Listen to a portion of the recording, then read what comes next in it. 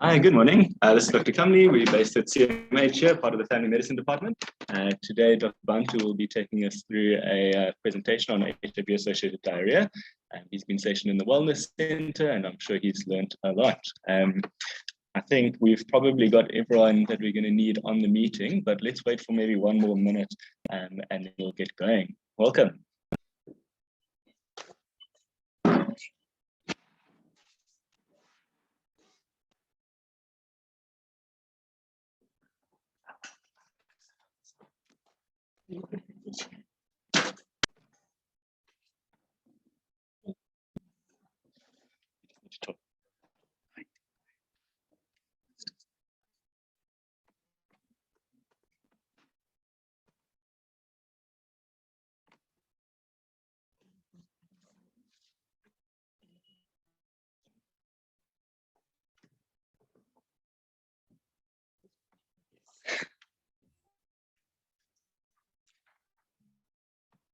All right, I think let's get going so that we've got time for discussion at the end if we need. Handing over to you, Dr. Bantu. Good morning, everyone. Dr. Bantu Sinovuyo. I'll be presenting HIV-associated diarrhea today. Can I please have all your attention? So I'll actually give a background of diarrhea in HIV and touch briefly on etiology, covering the infectious and non-infectious causes of diarrhea and how it actually presents, and I'll give a diagnostic approach, including management. So diarrhea diseases are one of the leading causes of death globally, and over half of patients with human immunodeficiency virus experience diarrhea that can cause a significant morbidity. It is very common in advanced HIV disease, affecting about 40 to 80% of HIV infected people that are not on ARVs. The resulting dehydration and hypokalemia is a frequent cause of hospital admission. It can cause 10 to 25% of early mortality on ART in low and middle income countries. Before the use of effective combination of antiretroviral therapy in the United States, chronic diarrhea was responsible for 17% of newly diagnosed AIDS patients. The incidence of infectious causes of diarrhea in patients with HIV and low CD4 count that will be less than 200 cells microliter has declined with the use of ARVs. Although the incidence of infectious diarrhea has decreased, antiretroviral associated diarrhea may still occur. In resource-limited settings, chronic diarrhea in adults have been used as a predictor of HIV seropositivity in Africa. So I'll briefly explain what diarrhea means. So the term is actually derived from a Greek word that means dia and rain, meaning a flow through. There are different definitions of diarrhea, but the practical one is defined as the passage of loose stools, typically at least 3 times or more in a 24-hour period. So the duration of its symptoms usually varies, as there are many causal factors of diarrhea.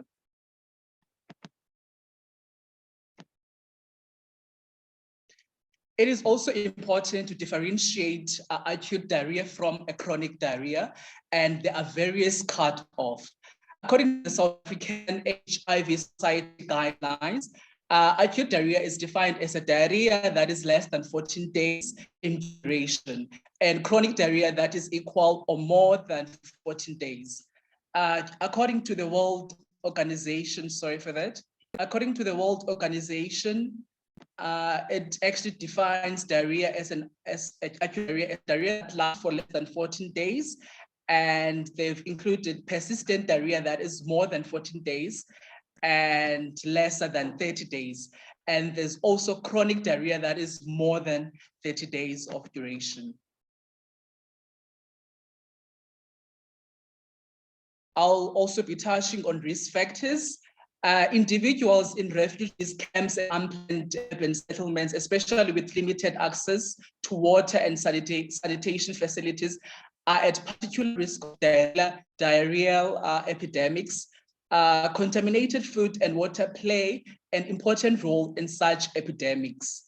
HIV infection is also a risk factor of diarrhea, especially in those patients with a low CD4 count. Also, administration of multiple antibiotics can also result in diarrhea.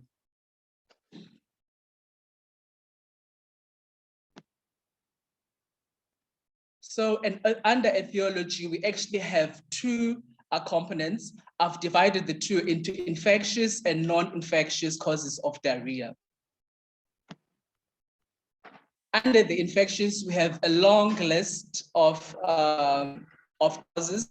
I'll be starting with the protozoas, where we have Microsporidia, Cryptosporidiosis, Cytospora bailey, Giardia gamblia, and Amoeba histolica. And under your bacterial causes, we have Shigella flexneri, Salmonella enteritidis, and Campylobacter jejuni, and we also have your Clostridium difficile. And under your mycobacteria, we have the Mycobacterium avium complex, and we also have MTB. So we also have fungal causes where we have histoplasmosis and coccidiomycosis. And also, obviously, you will have your viral, where you're going to have your cytomegalovirus, HIV, herpes simplex, and rotavirus. HIV enteropathy can occur at any stage of people living with the virus, although it is more common in those with advanced disease on ARVs. If left untreated, HIV can cause irreversible damage to the tissue even after ART is initiated. HIV actually causes immune damage to the intestinal tract, particularly to the mucosal cells that compromises the gut-associated lymphoid tissue, which is an early site of HIV replication and depletion of CD4 cells.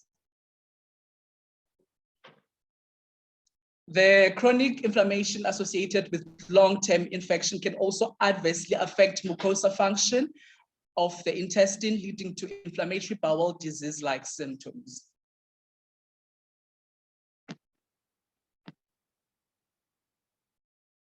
So under our non-infectious, we have medications, we have ARVs and non-ARVs. On ARVs, we have protease inhibitors, and that causes diarrhea. Alluvia actually has a greater chance of causing it than darunavir with ritonavir, and atazanib with ritonavir has lesser chances compared to the ones that I mentioned above. And also you have your NRITIs and also integrase inhibitors that can also cause diarrhea, but they are less likely to cause compared to protease inhibitors. And under your non-ARV medication, you'll have your metformin, you have your omeprazole, cimetidine, and also have soluble teas containing senna, and also antibiotics also falls under the non-ARV medication. You also have your injection of heavy metals or toxin, heavy metals like copper and zinc that can also lead to diarrhea. I've also mentioned the infiltrative diseases like your Kaposi and lymphoma, also your malabsorption syndromes, and on others you have your lactose intolerance, if you have stress, or if you have acute or chronic pancreatitis, or if there is acute appendicitis.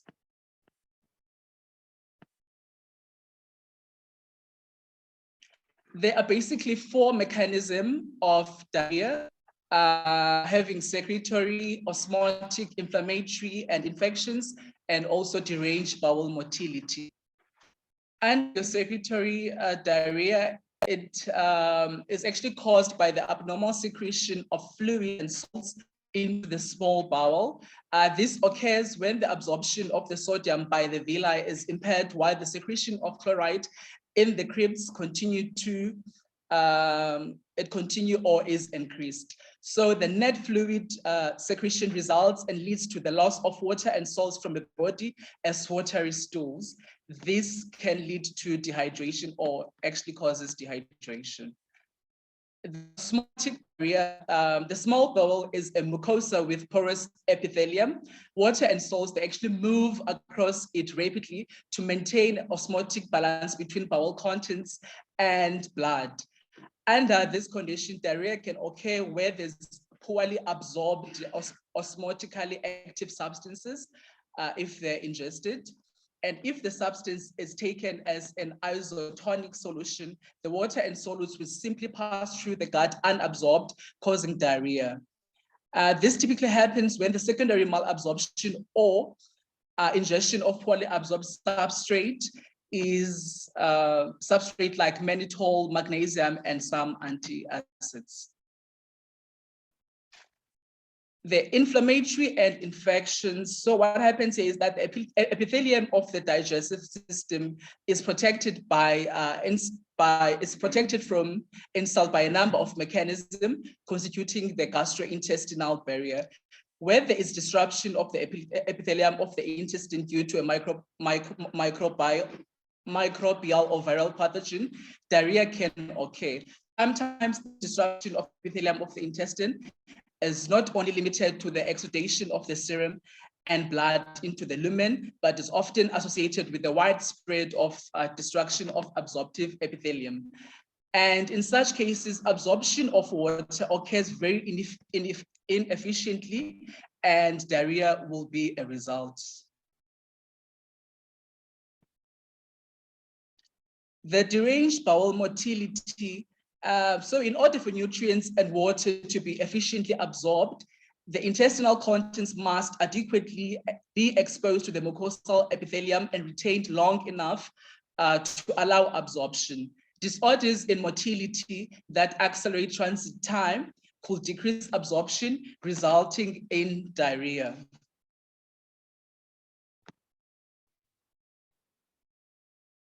So I'm sure the one question that we all ask is, how does ARVs actually cause diarrhea?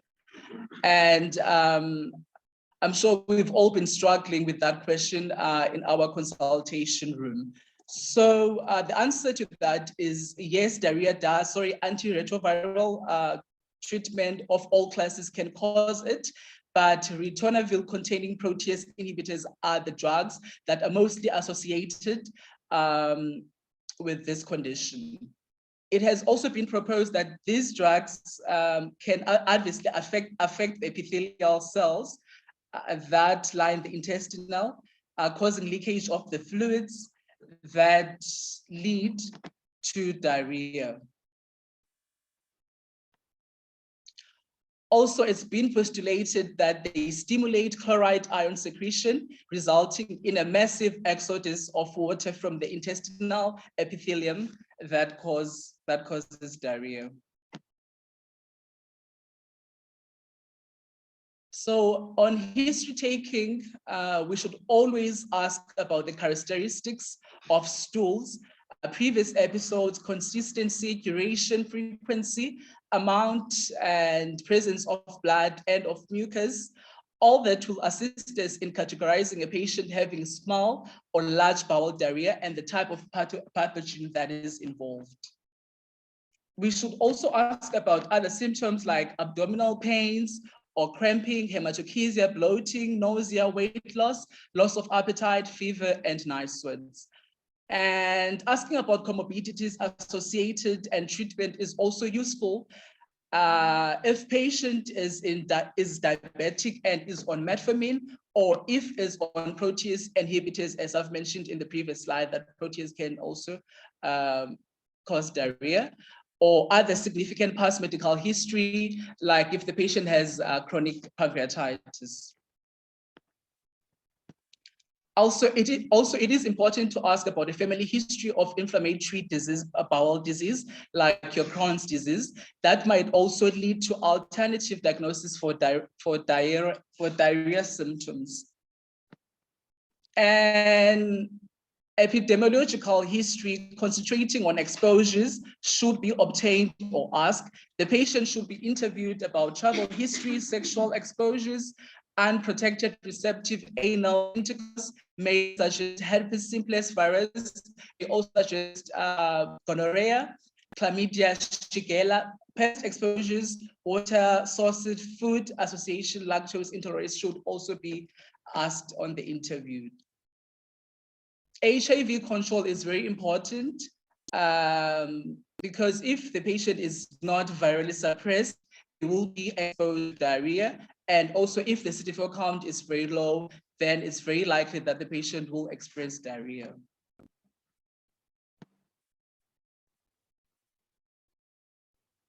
It is also very important to categorize bowel region involvement from your history taking, as this will give you a clue on the cause of diarrhea and how to investigate them further. So the small bowel is an organ that has a secretory and nutrient absorbing function.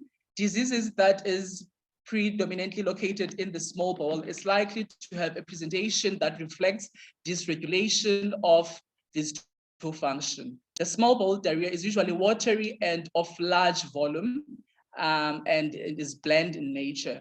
It may be associated with small bowel symptoms such as bloating, gas, cramping, and potentially profound weight loss. Nausea can also be experienced, vomiting, and often its patient will be apyrexial.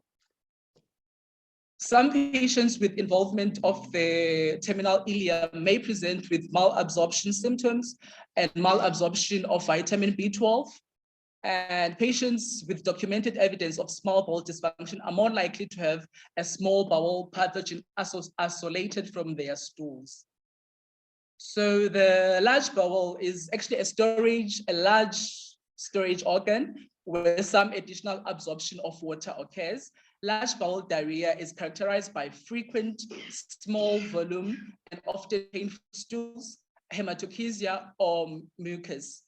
Thus, nutritional compromise does not occur in patients who have infection confined to the large bowel, unless the pathogen is also capable of causing a disseminated infection, like it happened with typhoidal syndrome caused by salmonella, or by a range of organisms, including cytomegalovirus, your MAC, your M. tuberculosis, or fungi such as histoplasma or cryptococcus.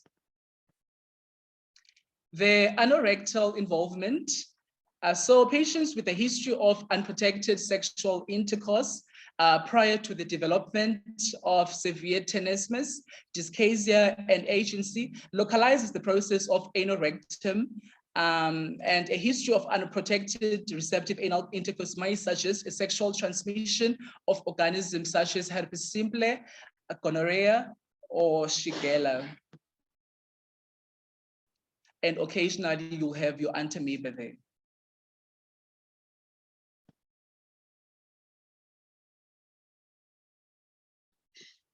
A careful physical examination is necessary to help determine the degree of wasting or any particular findings that may point to a specific diseases.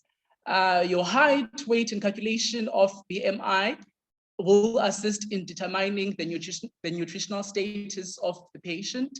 It is also important to measure blood pressure and pulse, as we all know that a drop in blood pressure and a high pulse may be suggestive of a significant volume depletion. Hydration status is also important, where we look for tinting of the skin. Dry mucous membranes may reflect volume status or deficiency of micronutrients, and which could accompany a small bowel process. Fever in an immunosuppressed patient or host may indicate uncontrolled HIV replication or the possibility of opportunistic infections such as cytomegalovirus, Mycobacterium avium complex, and other pathogens. It is also essential to look for signs of TB, where you also try to palpate your limbs, looking for adenopathy. Physical examination of the abdomen is also important, where tenderness of the abdomen may indicate the possibility of an abdominal abscess, colitis, or biliary tract, or pancreatic diseases. And examination of the perirectal area is also important because here there can be a suggestion of anorectal infection from your gonorrhea or chlamydia. And an ovid blood in a patient with an advanced immunosuppression may suggest mucosal diseases such as a cytomegalovirus or herpes simplex virus, proctitis, proctitis, or neoplasias. A full physical examination, including your ophthalmological evaluation in the patient with advanced immunosuppression, is very crucial, since there may be other clues as to the etiology of diarrhea, such as a concomitant retinitis, where you'll see findings on fundoscopy like your hemorrhages and exudates that are mostly caused by your cytomegalovirus. And it's also important to stage the patient, as we know that on stage 3, you will have more of your persistent diarrhea, which is a diarrhea that's going to be more than 14 days according to the WHO classification. So it will happen on stage 3 and stage 4 as well. So on this table, I've nicely tried to put so many things. This table will actually help us in assessing the severity of volume depletion among patients with acute diarrhea. It actually helps us to categorize them if they will need an urgent fluid resuscitation or can be given oral rehydration salts. So we categorize them according to mild, moderate, and severe. So under mild hypovolemia, the patient is alert, has normal eyes, tears are present, and they have moist tongue, increased thirst, their skin goes back quickly after pinching them, and they have a normal heart rate. So the extent of volume loss in this category is estimated to be less than 5% of body weight. Yes. And the estimated fluid deficit in this patient will be less than 50 mils per kg. And on moderate hypovolemia, these patients, you'll see them being restless and they're very irritable. They have sunken eyes with no tears. They will have dry tongue, they are thirsty, and they drink eagerly. Their skin will pinch, their skin pinch will be very slow, and they have a rapid pulse. So the extent of volume loss here is about 5 to 10% of body weight, and the estimated fluid deficit is between 50 and 100 mils per kg. And under the severe hypovolemia, so here it is said that the volume loss is greater than 10% of body weight with an estimated fluid deficit of greater than 100 mils per kg. So on physical examination on these patients, you will find that they're very lethargic or unconscious. They have very sunken eyes and are dry with no tears. If you offer them a glass of water, they will not be able to drink it, and they drink very poorly. Their skin goes back very slow after you've done the pinching test. So on examination, you'll look at mental status. As you've seen here, if the patient is alert, if the patient is restless, irritable, lethargic, or unconscious.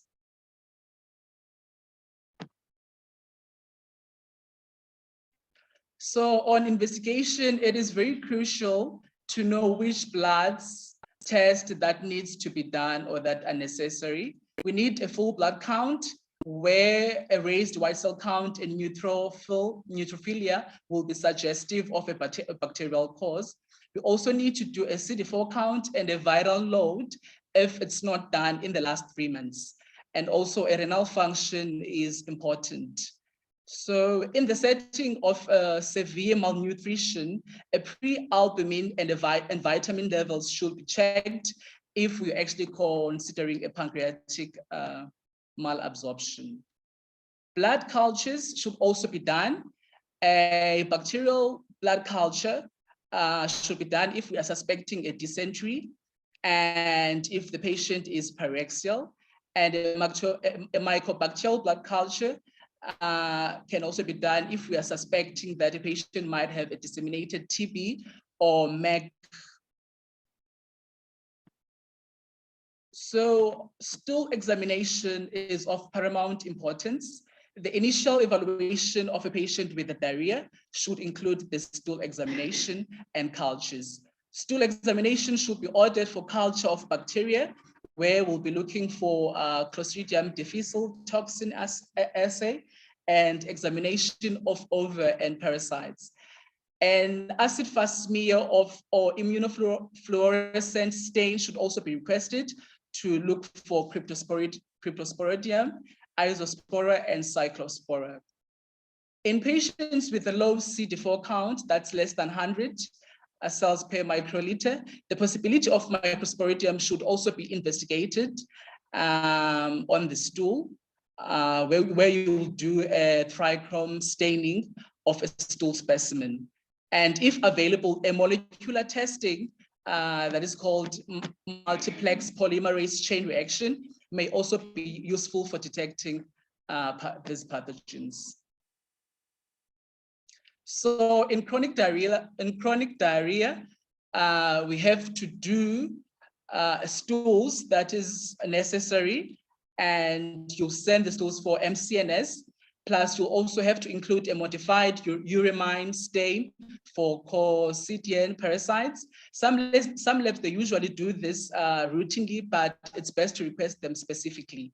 So parasites shed over intermittently. So it is required to send up to 3 sequential stools if the initial ones are negative and the patient present with persisting diarrhea.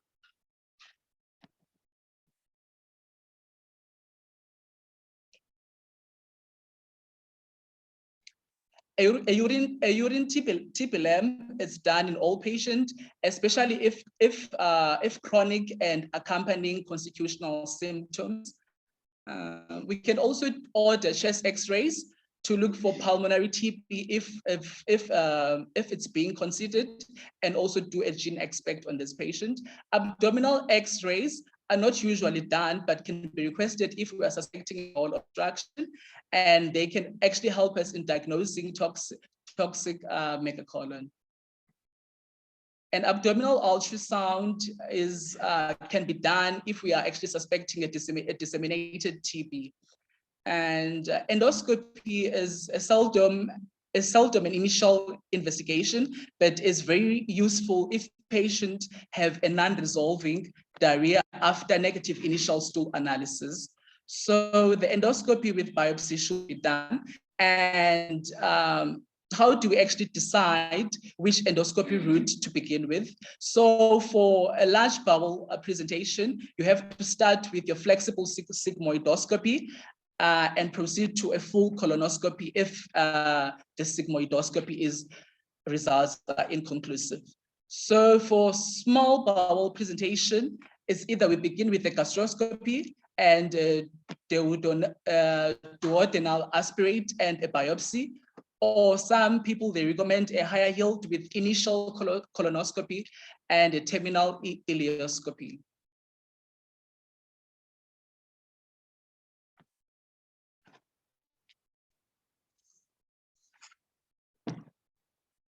So treatment, I have prevention, under treatment management, I have prevention and treatment.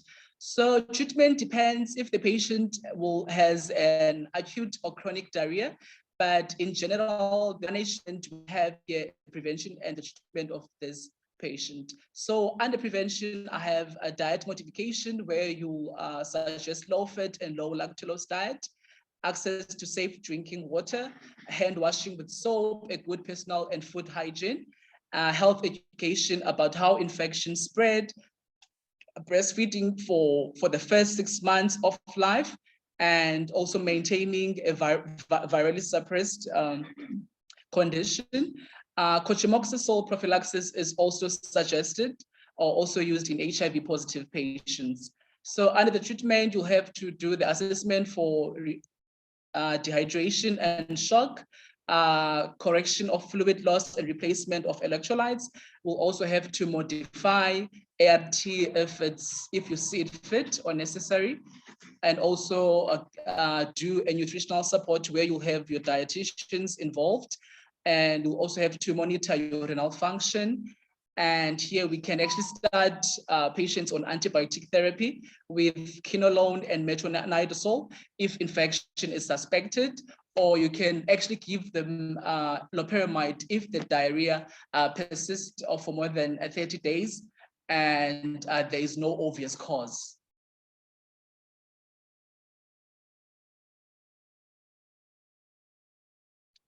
So here I have this nice algorithm which shows an effective approach to acute diarrhea. So the first thing to assess is the patient's hydration status and give fluids according to your assessment. So if orals are tolerated, you can give them or intravenous fluids, giving normal saline with or without potassium supplements. So if the patient reports to be having bloody stools or blood in the stool or mucus in the stool and is pyrectal, you can send stools for a culture. And you can actually start this patient on antibiotics where you'll give them ciprofloxacin, 500 milligrams PO for 3 days, or give them IV ceftriaxone, 1 gram BD for 5 days. And one should actually consider empiric metronidazole, which with a dose of 800 milligrams PO for 7 days, only if there is an amoebiasis endemic. So also if the patient is at risk for Clostridium difficile, then you can actually request a C. difficile test on stools. Right on the left side of the slide, I have the risk factors for the Clostridium difficile. So people who are at risk will be your older age, will be with your patient who have had a recent or a current admission, and also patients who've been exposed or are currently using a broad spectrum of antibiotics, and those patients who are actually on chemotherapy. So patients that are screened negative for blood or mucus in stools and are apyrexial, they cause lean more towards a viral infection or less pathogenic bacterial origin. So this patient will actually require a continuous rehydration and potassium supplements if required, and you'll have to monitor their response to the IV fluids or the oral rehydration salts you're giving them.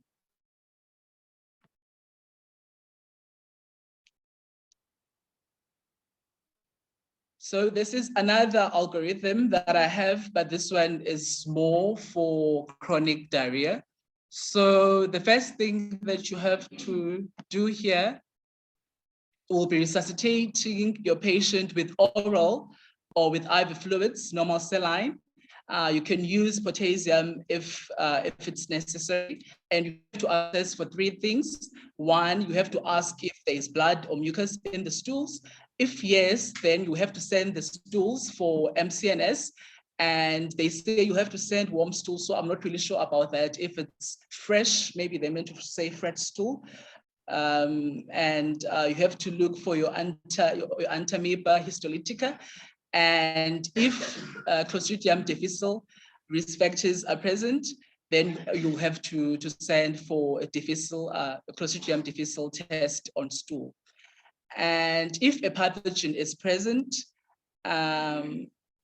if a pathogen is not present, then a potential CMV colitis will be a cause, especially in a CD4 count that's less than 50. So you have to check for your MCMV retinitis on fundoscopy, and also you'll have to arrange a flexible sigmoidoscopy and a biopsy for a CMV. So if there is a pathogen, then you have to treat accordingly. If there is no stool, if there is blood because in the stool and the answer is a no to that, then you have to send the stool for MCNS and a modified urine stain. You can send up to 3 stools if they are negative. And if there's a pathogen that is present, that is not present, and then you can add your TB or MAC investigation and treat if positive. You can also do your urine TB lamp. You can also order your chest x-rays, sputum and gene expect, or you can also include your abdominal ultrasound and also your TB blood culture. So on the other side, you have to ask, are there any prominent night sweats or weight loss or cough that are suggestive of TB? And if yes, then you have to follow with the TB algorithm that I've just explained. And then if you don't have any prominent night sweats, weight loss or cough, and then there are no pathogens that are identified, then you have to do an endoscopy where you will do your flexible sigmoidoscopy, a colonoscopy, a gastroscopy, or a duodenal biopsy, as I've mentioned on the previous slides on how to choose between those. And if all of the above are negative, then you have to do a CT abdomen to exclude any malignancies. And so the other question that you have to ask is there a potential medication cause? If no, and there is no pathogen identified, then you have to take the endoscopy route. And if there is a potential medication that is identified, then maybe you have your alluvia, then you have to switch to atazanavir or with ritonavir, or consider changing to other medication. Then if no pathogen identified and you don't have any access to endoscopy, you can give a trial of empiric Isospora Bailey treatment. And then if there's no response to that, you can manage ARVs as for Cryptosporidium. And if there is no response to the above, and then you have to refer to an endoscopy unit. This is also an algorithm to approach to fluid management in adults with hypovolemia. And here you have to ask if your patient is in has hypovolemia, sorry. So there are 2 things that you have to ask, that there are 2 or more things that you have to ask and check if they are present on your patient. You have to assess for eyes if they're sunken, and also you assess for absence of tears. You have to assess for dry mouth and tongue, and also thirst and decreased skin tegor. If 2 of these are present and you assess your patient to be, if any of these 2 are present, then you say that your patient is severely hypovolemic. And when they have lethargy and unconsciousness, inability to drink, and they have a weak radial pulse.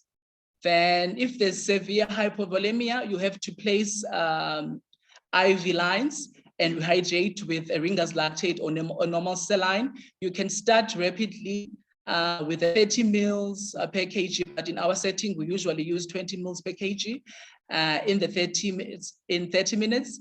Then you slow down. So the goal here is actually to achieve a 200 mils per kg over 24 hours with 100 mils per kg given in the first 4 hours. Then after you've done that, you have to reassess the patient for regularly. You have to assess the patient, regularly to for the first 6 hours to see if there's any improvement. If lethargy, unconsciousness, inability to drink, weak radial pulse are not present, and you assess your patient with some hypovolemia, then you'll have to give 2.2 to 4 liters of ORS solution in the first 4 hours, and then you reassess the patient regularly to check for any improvement for the first 6 hours. Then on the other side there, if you assess your patient that doesn't have any hypovolemia, you can give your ORS solution after each stool, and it has to be up to 2 liters per day. And then you keep on reassessing your patient for any changes in the first 6 hours.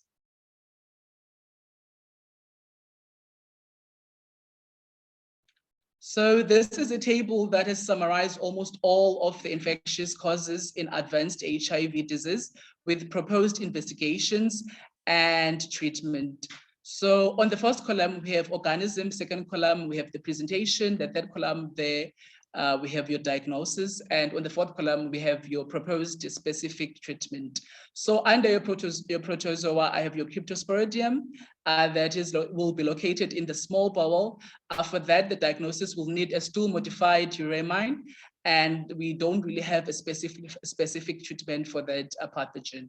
For your Cytoisospora belli, it's more located on the small bowel, and to diagnose it, you'll have to send stool-modified uramine, and the treatment for that will be your trimoxazole, 400 milligrams, where you will give 4 tabs 12 hourly for 10 days. And for your microsporidium, it's more located in the small bowel as well. And the diagnosis for that, you'll have to use a stool calcofluor stain. And it's mostly treated with albendazole. That will be 400 milligrams, 12 hourly for 4 weeks. And then for your Giardia, it's more located in the small bowel as well. And here you'll have to do a stool microscopy, and it's treated with metronidazole, 400 milligrams, 8 hourly, and it's up to 5 days, or you can give 2 grams daily for 3 days.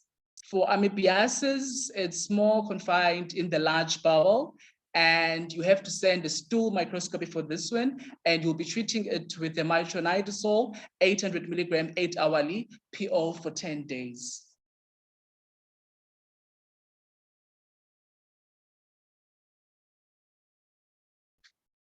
These are the bacteria that we have that you can find on this patient, Salmonella typhi.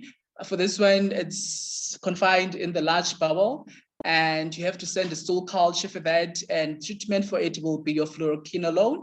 And Shigella is also localized in the large bowel.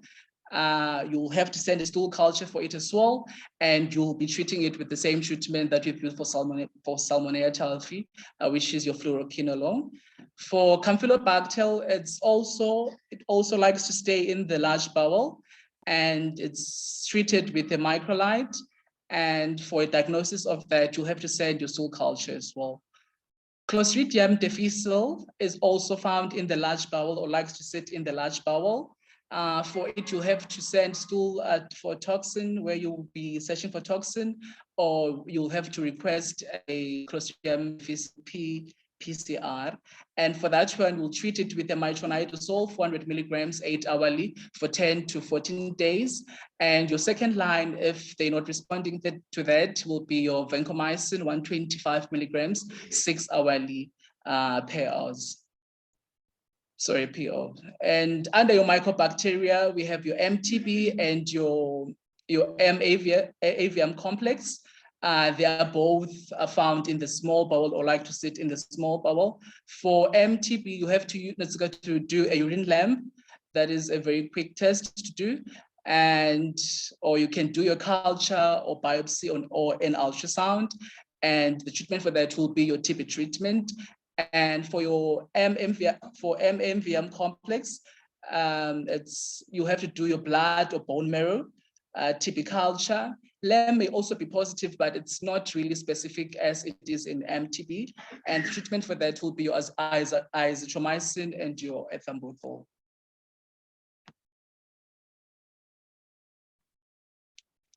The viral pathogens that we mostly have will be your cytomegalovirus and your HIV.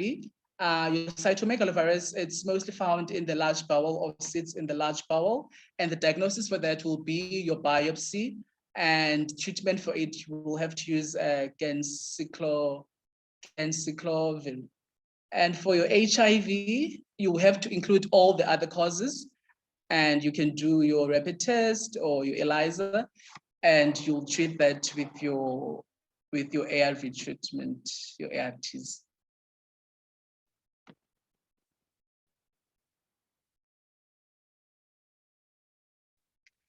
So just like any other medical entities, diarrhea also has its complications, one of them being malnutrition. And this one can be a serious complication of diarrheal disease in patients with HIV, since malabsorption of nutrients may accompany diarrhea, and people with diarrhea may minimize the intake because of intestinal symptoms or to control the frequency of stools or stooling. So malnutrition remains a strong predictor of morbidity and mortality in those patients who are living with HIV. So patients can also complicate to dehydration, bacteremia, hemolytic uremic syndrome, Guillain-Barré syndrome, receptive arthritis, and also may have electrolyte disturbances. So in conclusion, diarrhea remains a common complaint among people living with the HIV virus, and continues to have a negatively impact in their quality of life and adherence to treatment or your ARTs. So the first line investigation in all this patient will be your stool MCNS, ova and parasites. And if an infection cause cannot be detected, you have to use or refer your patient to discuss for an endoscopy and biopsy, which will be your next step. And side effects and compliance are important consideration in the assessment. So suppressing a viral load and increasing CD4 count cells will improve your HIV-associated diarrhea. And chronic diarrhea can actually impede the absorption of, say, ARVs, contributing to a suboptimal viral control, and in some cases, premature development of drug resistance. These will be my references. That's all, thank you.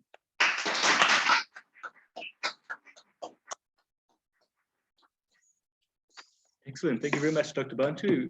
Appreciate the overview of diarrhea, often a common presenting problem and definitely a complication of some of our treatment. What we're going to do now is we're going to open the floor to comments. Maybe we can start here. Dr. Yusimi, is there anything you'd like to say? I just know I can see you very excited. Thank you so much. After this, we'll look for hands. If you do want to ask a question or make a comment, please raise your hand in Zoom, and then I'll get across to you now. Thank you.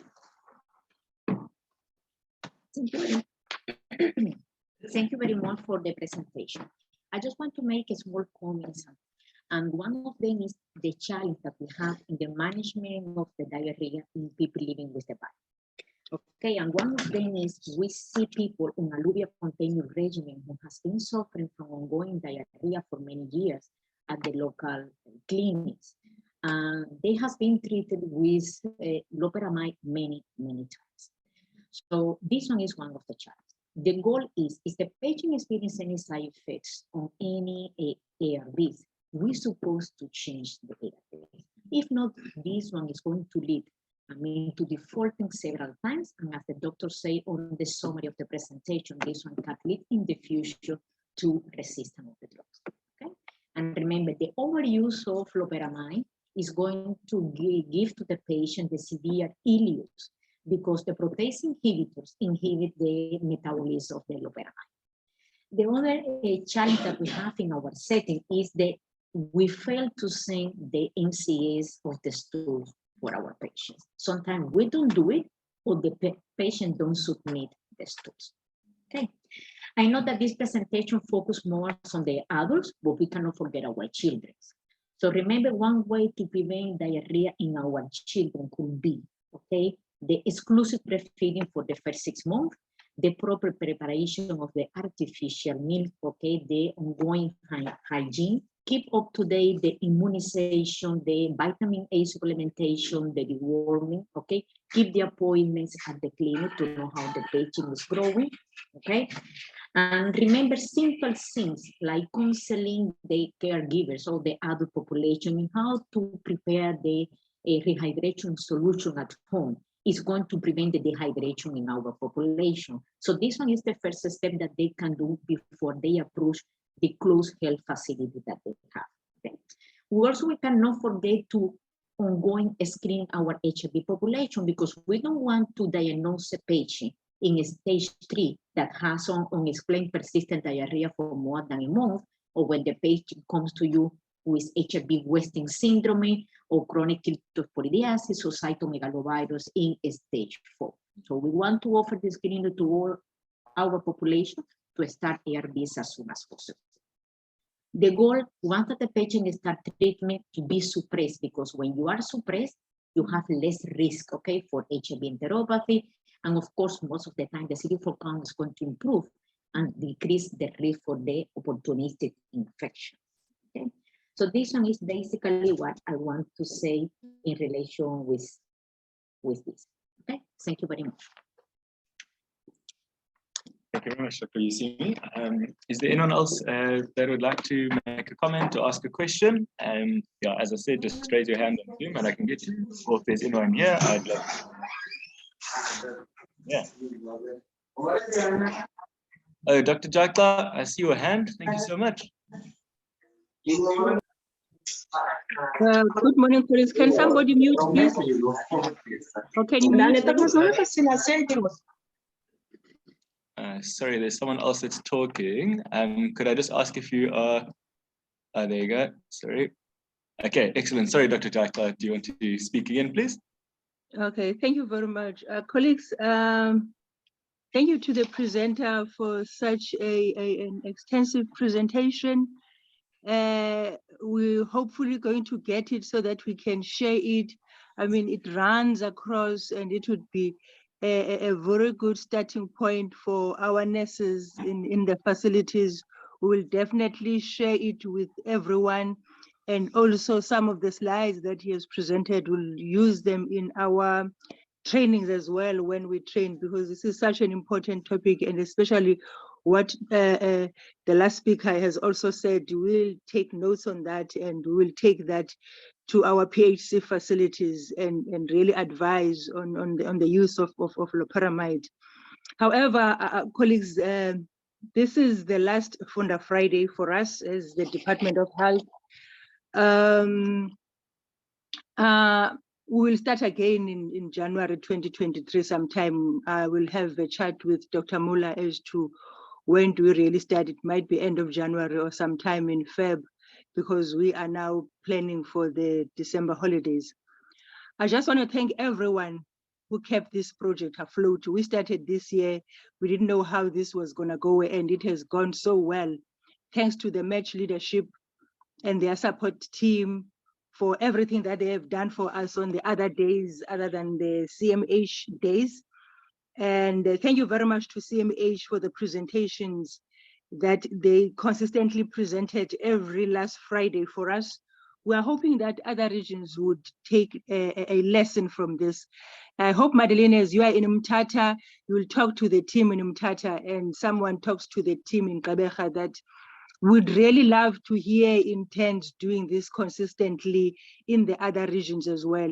And it does not necessarily have to be HIV, as CMH has picked up. We have a challenge of non-communicable diseases, colleagues. Hypertension and diabetes are becoming to be our nightmare. We are still not in control of our maternal challenges. I was with the Nursing Council yesterday. They were here for 2 days because they want us to set up CPD points for nurses. And we had a team of advanced midwives looking into what I thought was the simplest of them, all a pathogram, and I was shocked to see the challenges that we have. It means there's a lot of on-site and online learning that we still need to do in this area. So we are really requesting other centers to aware as well, join what CMH is doing. And I would also like to thank everyone who presented a case with a discussion. I mean, we never ran short of presenters the whole time, despite all the legal background challenges. And I've also noted quite a number of people who were consistent in attending. Sometimes I would forget to share the link and they would quickly remind me in the morning. Thank you very much, colleagues. It is not me and Madeline only, it is our project, and all of us played a role. We're hoping that we'll have a chat before we start next year and plan it properly, because this was a pilot. We then have to evaluate it and see what are the lessons that we have learned, what is it that we would like to take forth, and what improvements would we like to make on this one. And last but not least, I hope we'll be able then, Dr. Mula, to add up all the points and make the certificates available for all those who have attended these sessions. Thank you very much, colleagues. We will see you again in 2023. Over.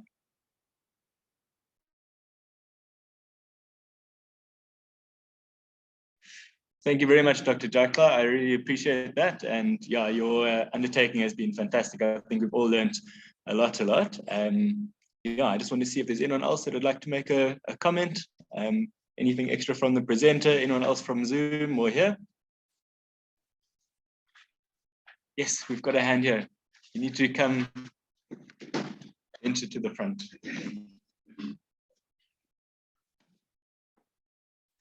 I just have a question. So for patients who are on Aluvia and they're having diarrhea, what do we commonly change them to? And if the patient is immune suppressed, do we immediately change them to another regimen, or would we firstly want to investigate if maybe there might be another cause for the diarrhea?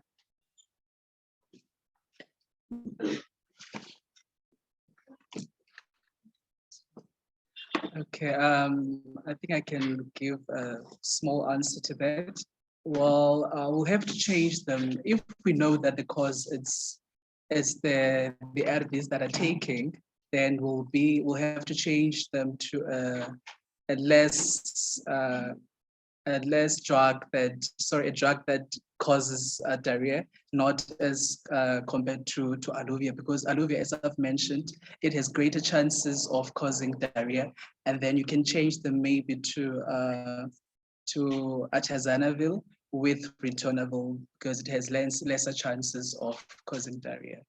Yeah, but then if they're immune suppressed. The patient isn't Aluvia, but also they're sick for or like, do we immediately change them, or do we just investigate and then decide? You are mixing a lot of stuff. Okay. Okay. I think that you have a lot of questions in only one. Okay. First than anything, when you do a single switch or something, you need to take into consideration a lot of things. Okay. So the first thing is the history taken for the patient. When the patient started that treatment or not.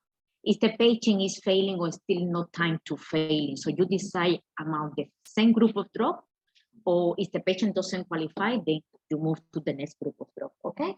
And remember, when the patient has a very low CD4 count, the first question will be, could be another opportunistic infection, could be the HIV itself that is not well controlled, but that depends on the history taken. Because if the patient has no diarrhea, okay, and the patient identified that from the moment he started to Aluvia, he has diarrhea, and when he stopped to take the medication, he has no more diarrhea. So the evidence is that it's secondary to that medication, okay? But remember also, we can have diarrhea as part of the iris, okay? So the patient has a new drug and develop opportunistic infection as part of the immunoreconstitution syndrome.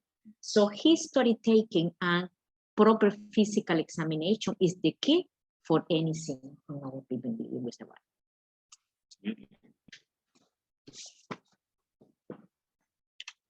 Just got another question.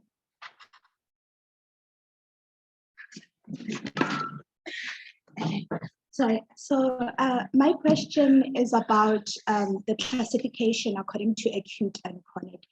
Do we say chronic when it's 30 persistent following days? Or how do we classify a patient who has diarrhea for 10 days, let's say every consecutive 3 months? How do we manage it? Do we say diarrhea for, let's say the patient has diarrhea for 10 days, we investigate it, we change the medication and it resolves. Then the following month he has diarrhea again for 10 days, then we investigate, we treat again. Then the following another month again, the patient has diarrhea for 10 days. Is that going to be worked up as a chronic diarrhea, or do we treat every 10 days as an acute different process with repetition of investigation, like repeating sending stools, or how do we go about that? Okay. And we come back to the same thing, history taking for the patient. The patient was on ARVs, not on ARVs. What are the other symptoms associated for the patient, okay? So until we don't have this one, we cannot say, okay? But the code is very clear. According with the HIV Society guidelines, okay, from this year, is the patient has diarrhea persisting, okay? Less than 2 weeks is going to be acute diarrhea. More than 2 weeks is a chronic diarrhea. Even if it's different intervals. If it's different 2 weeks and different 3 months, that's also going to be chronic.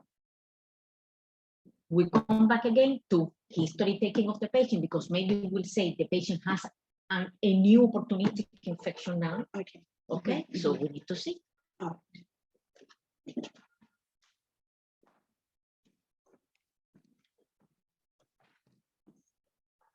right, I think we've got to 9:05. I think if there's no further questions, I don't see any hands on our side. Is there anyone else from the Zoom floor? Got one more, hold up. I just want to say that in South Africa, unfortunately, we have a limited data on the burden of diarrhea. And this one could be an open door to any of our colleagues who wanted to make a research in relation with that. Excellent, thank you so much for the advice. I wanted to maybe finish with one thing for us to help remember. So I'm not sure how many Game of Thrones fans there are, but there's a quote, "You know nothing, Jon Snow." But one of the first people that started kind of public health and epidemiology research into the causes of disease was a man called Jon Snow in London in the 1900s, who first decided that cholera was maybe from contaminated water. So again, coming back to the history taking, found out if people coming in with your diarrhea or getting water from a terribly infected spot. So again, it's just something that helps us to remember. And maybe if someone does do some research on diarrhea and HIV-associated diarrhea, we'll all start to know something more than Jon Snow. All right. Thank you so much. I think if there's nothing else, then please just make sure that your details are in the chat so that we can ensure that the CPD points do go out. I think that is an important aspect of all of this. And otherwise, yeah, we really appreciate everyone coming. With that, we will close the meeting. Everyone have a good day, a good weekend, and be safe on Black Friday.